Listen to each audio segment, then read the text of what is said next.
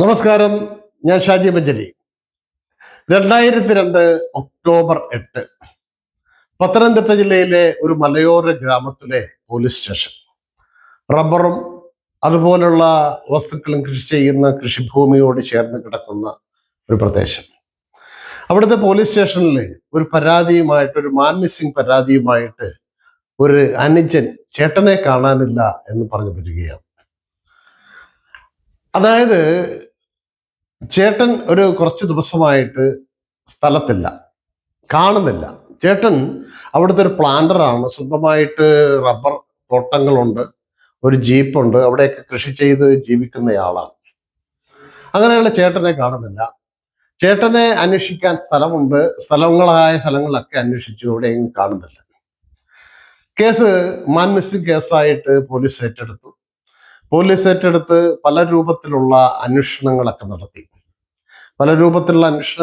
ചേട്ടൻ പോകാനുള്ള സ്ഥലങ്ങൾ അന്വേഷിച്ചു. അനുജന്റെ വീട്ടിൽ ചെന്നു, അനുജന്റെ വീട്ടിൽ അന്വേഷിച്ചു, ആ പ്രദേശങ്ങളിലൊക്കെ അന്വേഷിച്ചു. അവിടെ എങ്ങും ചേട്ടനെ കാണുന്നില്ല. അങ്ങനെ മാൻ മിസ്സിംഗ് കേസ് അങ്ങനെ ദുരൂഹമായിട്ട് നീണ്ടു പോകുമ്പോൾ വീണ്ടും ഒരു പരാതി വരികയാണ്. പരാതിയിൽ ഈ അന്വേഷണം തൃപ്തികരമല്ല, കേസ് ക്രൈംബ്രാഞ്ചിനെ ഏൽപ്പിക്കണമെന്നാണ് പറഞ്ഞാണ് അന്വേഷണം. അങ്ങനെ കോട്ടയം യൂണിറ്റിന്റെ ക്രൈംബ്രാഞ്ച് മേധാവിയായിരുന്ന രാമേന്ദ്ര സാറ് ഈ കേസ് അങ്ങ് ഏറ്റെടുക്കുകയാണ്. പത്തനംതിട്ടയൊക്കെ കോട്ടയം യൂണിറ്റിന്റെ കീഴിലാണെന്ന് വരുന്നത്.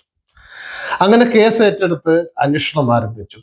ഈ കേസുമായിട്ട് ബന്ധപ്പെട്ട് വിചിത്രമായിട്ട് കാണുന്ന 2-3 കാര്യങ്ങൾ. അനുജൻ ആയിട്ടുള്ള ആളിന്റെ വീട്ടിൽ നിന്ന് ഈ മിസ്സിംഗ് ആയിട്ടുള്ള ആളിന്റെ ചെരുപ്പും കണ്ടെത്തി. ചെരുപ്പ് മാത്രമല്ല കണ്ടെത്തിയത്, അവിടെ കുറച്ച് രക്തത്തുള്ളികളും കണ്ടെത്തി. അനുജനാവട്ടെ ഗൾഫിലായിരുന്നു. ഗൾഫിൽ നിന്ന് വരുമ്പ സന്ദർഭത്തില് അവിടെ കൂട്ടുകാരുമായിട്ട് കൂടി ചില മദ്യപാനങ്ങളൊക്കെ ഉണ്ട്. അങ്ങനെ മദ്യപാനത്തില് ജ്യേഷ്ഠനും പങ്കെടുക്കാറുണ്ടായിരുന്നു. അങ്ങനെ പല രൂപത്തിലുള്ള അന്വേഷണങ്ങളൊക്കെ വന്നെങ്കിലും ഈ അന്വേഷണം പൂർണ്ണമായിട്ടും പ്രതിയിലേക്കോ മറ്റും എത്തുന്നില്ല. അങ്ങനെ ദുരൂഹമായിട്ട് നീങ്ങുന്ന സന്ദർഭത്തിലാണ് ഒക്ടോബർ 26 അനുജൻ ഒരു കത്തെഴുതി വെച്ചിട്ട് അനുജൻ ആത്മഹത്യ ചെയ്യും. ജ്യേഷ്ഠന്റെ കൊലപാതകത്തിന് മറ്റാരുമല്ല പ്രതി, ഞാൻ മാത്രമാണ് പ്രതി. ഞാൻ വേട്ടയ്ക്ക് പോയപ്പോൾ ജ്യേഷ്ഠനെ വെടിവെച്ച് കൊന്നു എന്നാണ് കത്തില്.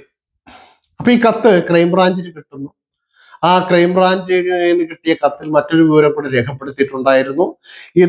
ഈ കത്ത് പറഞ്ഞിരുന്ന പ്രദേശത്ത് ചെന്ന് അന്വേഷിച്ചാൽ ഈ പറഞ്ഞ ആളിന്റെ ശവശരീരം കാണും എന്ന് പറയുന്നു. അതനുസരിച്ച് പോലീസ് സംഘം അവിടെ നിന്ന് ഏകദേശം ഈ അനുജന്റെ വീട്ടിൽ നിന്ന് ഏകദേശം 8 കിലോമീറ്റർ അപ്പുറത്തുള്ള ആ വനപ്രദേശത്ത് പോയി അന്വേഷിക്കുമ്പോൾ അവിടെ അസ്ഥികൂടം കണ്ടെത്തുകയാണ്. അപ്പോ അനുജൻ ആത്മഹത്യ ചെയ്തു. ആത്മഹത്യ ചെയ്തിരുന്ന അനുജന്റെ ആത്മഹത്യാക്കുറിപ്പിൽ നിന്ന് കണ്ടെത്തിയ വിവരമനുസരിച്ച് പോലീസ് ചെല്ലുകയും ജ്യേഷ്ഠന്റെ ശവശരീരം കണ്ടെത്തുകയും ചെയ്തു. അതനുസരിച്ച് പോലീസ് സർജനും ഫോറൻസിക് വിദഗ്ധരും ഒക്കെ വന്നിട്ട് ജഡപരിശോധനയൊക്കെ നടത്തി ഇൻക്വസ്റ്റ് ഒക്കെ തയ്യാറാക്കി. അങ്ങനെ ഇൻക്വസ്റ്റ് ഒക്കെ തയ്യാറാക്കി ഫോറൻസിക് സർജന്റെ നിരീക്ഷണ പഠനത്തിന്റെ ഫലമായിട്ട് വെടിയേറ്റാണ് ജ്യേഷ്ഠൻ മരിച്ചത്, അല്ലെങ്കിൽ വെടിവെച്ചാണ് കൊന്നത്, താൻ മാത്രമാണ് ഇതിന്റെ ഉത്തരവാദി എന്ന് പറഞ്ഞിരുന്നെങ്കിലും ഫോറൻസിക് സർജന് അത് കണ്ടപ്പോ വെടിയേറ്റതാണ് എന്നൊരു സംശയം അല്ലാതെ ഉണ്ടായി. വെടിവെച്ചല്ല, അല്ലെങ്കിൽ വെടിയേറ്റല്ല ഇയാൾ മരിച്ചിരിക്കുന്നത്. അയാൾ തലയോട്ടിയും ശരീരഭാഗങ്ങളൊക്കെ പരിശോധിച്ചു. അങ്ങനെ പരിശോധിച്ചപ്പോ കണ്ടെത്തിയ കാര്യം എന്താണെന്ന് ചോദിച്ചു കഴിഞ്ഞാല്, ആ മരിച്ച ജ്യേഷ്ഠന്റെ ശരീരത്തിൽ ഏകദേശം 4ഓളം വെട്ടുപാടുകളുണ്ട്. മൂർച്ചയേറിയ ആയുധം കൊണ്ട് വെട്ടിയിട്ടുണ്ട്. അങ്ങനെ വെട്ടേറ്റാണ് മരിച്ചത് എന്ന് ഫോറൻസിക് സർജൻ പറഞ്ഞതനുസരിച്ച് അന്വേഷണത്തിന്റെ ഗതി മാറുകയാണ്. 2-3 കാര്യങ്ങൾ അതുമായിട്ട് ബന്ധപ്പെട്ട് രാമേന്ദ്ര സാർ നിരീക്ഷിച്ചു. ഒന്ന്, ഈ അനുജന്റെ വീട്ടിൽ നിന്ന് ഏകദേശം 8 കിലോമീറ്ററോളം ദൂരത്താണ് ജ്യേഷ്ഠൻ മരിച്ചു കിടക്കുന്നത്. അനുജന്റെ വീട്ടിൽ നിന്ന് ജ്യേഷ്ഠന്റെ ചെരുപ്പ് കണ്ടെത്തിയിട്ടുണ്ട്, രക്തത്തുള്ളികൾ കണ്ടെത്തിയിട്ടുണ്ട്. അങ്ങനെയാണെങ്കിൽ അനുജന്റെ വീട്ടിൽ വെച്ചായിരിക്കും കൊലപാതകം നടന്നിട്ടുള്ളത്. അവിടെ നിന്ന് എങ്ങനെയായിരിക്കാം ഈ ജ്യേഷ്ഠനെ എത്രയും ദൂരെ കൊണ്ടുപോയത്? അജാനുബാഹുവായ ആ ആളിനെ ഒരിക്കലും അനുജന് ചുമന്നുകൊണ്ട് അവിടം വരെ കൊണ്ടുപോകാൻ പറ്റത്തില്ല. അങ്ങനെയാണെങ്കിൽ ഏതെങ്കിലും വണ്ടിയിലായിരിക്കും കൊണ്ടുപോകുക. അങ്ങനെയാണെങ്കിൽ ആ വണ്ടി ഏതായിരിക്കും? അങ്ങനെ വണ്ടിയെക്കുറിച്ച് അന്വേഷിച്ചപ്പോൾ ഈ മരിച്ച റബ്ബർ തോട്ടത്തിന്റെ ഉടമ കൂടിയായ ആളിന് സ്വന്തമായ ഒരു ജീപ്പുണ്ട്. നേരത്തെ ലോക്കൽ പോലീസ് അന്വേഷിച്ചപ്പോൾ ആ ജീപ്പ് പരിശോധിക്കുകയും അതിൽ രക്തത്തുള്ളിയുടെയോ സാമ്പിളോ വല്ലതും ഒക്കെ ഉണ്ടോ എന്നൊക്കെ പരിശോധിക്കുകയൊക്കെ ചെയ്തു. പക്ഷെ അതിലൊന്നും രക്തത്തുള്ളികൾ കണ്ടെത്താൻ പറ്റിയിരുന്നില്ല. അതുകൊണ്ട് തന്നെ ആ ജീപ്പ് പരിശോധനയുടെ കണ്ണിയിൽ നിന്ന് പിന്നീട് ഉപയോഗിച്ചില്ല. എന്നാൽ ഈ ക്രൈംബ്രാഞ്ച് അന്വേഷണത്തിന് വന്നപ്പോൾ വീണ്ടും ആ ജീപ്പ് കസ്റ്റഡിയിലെടുത്തു. ജീപ്പ് ഓടിക്കുന്ന ആള് ഈ ജ്യേഷ്ഠനായ റബ്ബർ പ്ലാന്റേഷന്റെ ഉടമസ്ഥന്റെ ജീപ്പ് ഡ്രൈവറാണ്. അപ്പൊ കസ്റ്റഡിയിൽ ആ ജീപ്പ് എടുത്തിട്ട് ഫോറൻസിക് സർജന്റെ നേതൃത്വത്തിൽ ആ ജീപ്പിന്റെ ഓരോ ഭാഗവും ഇങ്ങനെ അഴിച്ചടിച്ചെടുത്തു. അങ്ങനെ അഴിച്ചെടുത്ത് ഓരോ ഭാഗവും പരിശോധിച്ച് വന്നപ്പോഴത്തേക്ക് ഈ ജീപ്പിന്റെ ടർപ്പോളിൻ ചേർന്നിരിക്കുന്ന കൈപ്പിടിയോട് കൂടിയ ഭാഗം, അതായത് ഒരു കമ്പിയുണ്ട്, ആ കമ്പിയോട് ചേർന്ന ഭാഗത്ത് രക്തക്കറ കണ്ടെത്തുകയാണ്. അങ്ങനെ രക്തക്കറ കഴുകിയിട്ടും പോകാത്ത ഒരു ഭാഗത്ത് ആ രക്തക്കറ അതിന്റെ ഇടയ്ക്ക് പറ്റിയിരിക്കുന്നു. ഫോറൻസിക് സർജൻ അതിന്റെ സ്പെസിമെൻ എടുത്തിട്ട് ഇത് കൃത്യമായ ലബോറട്ടറിയിലേക്ക് അയക്കുകയും മരിച്ച ആളിന്റെ ജ്യേഷ്ഠന്റെ രക്തക്കറ തന്നെയാണെന്ന് ഉറപ്പിക്കുകയും ചെയ്തു.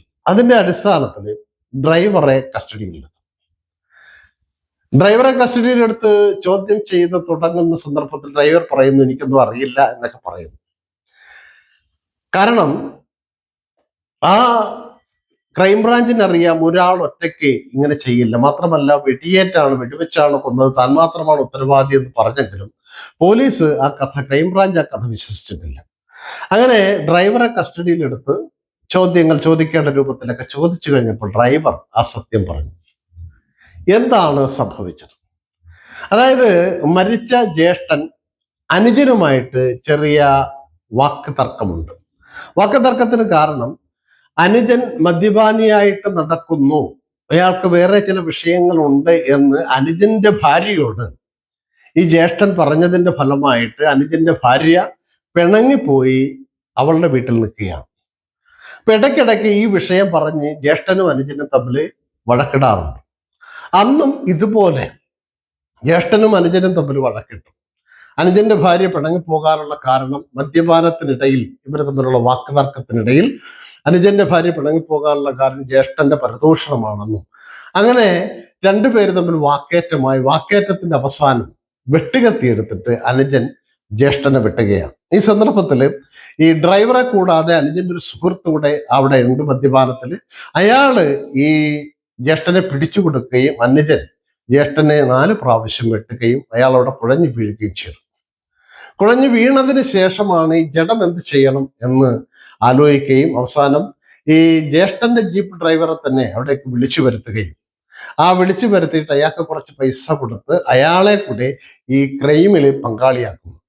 അങ്ങനെ പങ്കാളിയാക്കിയിട്ട് ഈ ജഡവുമായിട്ടാണ് അവർ നേരെ ആ 8 കിലോമീറ്റർ അപ്പുറത്തുള്ള വനത്തിലേക്ക് പോകുന്നത്. അങ്ങനെ വനത്തിൽ കൊണ്ടുപോയി അവിടെ ഈ ജ്യേഷ്ഠനെ ഉപേക്ഷിച്ചിട്ട് തിരികെ അവർ പോരുന്നു. തിരികെ പോകുന്നത് ഒന്നും അറിയാതെ പോലെ നടക്കുന്നു. അങ്ങനെ ഒന്നും അറിയാതെ നടക്കുന്നതിൻ്റെ ഇടയ്ക്ക് ഈ ഡ്രൈവർ പോയി ഈ വെള്ളമൊക്കെ ചീറ്റിച്ച് ഈ ജീപ്പ് നന്നായിട്ട് വൃത്തിയായിട്ട് കഴുകിയെങ്കിലും ആ തെളിവ് ചെറിയ ഭാഗമായിട്ട് രക്തക്കറയായിട്ട് കമ്പിയുടെ ഇടയ്ക്ക് ടർപ്പോളിനോട് ചേർന്നുണ്ടായിരുന്നു. അതുപോലെ തന്നെ കണ്ടെടുത്ത ചെരുപ്പ്, വീട്ടിൽ വീണ് കിടന്ന രക്തത്തുള്ളികൾ, ഇതെല്ലാം ഈ ക്രൈം തന്നിലേക്ക് തന്നെയാണ് വരുന്നത് എന്ന് തിരിച്ചറിയുന്ന സന്ദർഭത്തിലാണ്, താൻ പിടിക്കപ്പെടുമെന്നുള്ള സന്ദർഭത്തിലാണ് അനുജൻ ആത്മഹത്യ ചെയ്തത്. ഏതായാലും ബാക്കിയുള്ള 2 പ്രതികളെയും അറസ്റ്റ് ചെയ്തു. കേരള പോലീസിന്റെ പ്രത്യേകിച്ച് ക്രൈം ഡിപ്പാർട്ട്മെന്റിന്റെ അന്വേഷണ പരിധിയിലെ ഏറ്റവും മികച്ച അന്വേഷണം നടന്ന ഒരു കേസ് എന്നുള്ള നിലയിലാണ് ഈ കേസ് അറിയപ്പെടുന്നത്. അടുത്ത ഒരു കഥയുമായിട്ട് നമുക്ക് വീണ്ടും കാണാം. നന്ദി, നമസ്കാരം.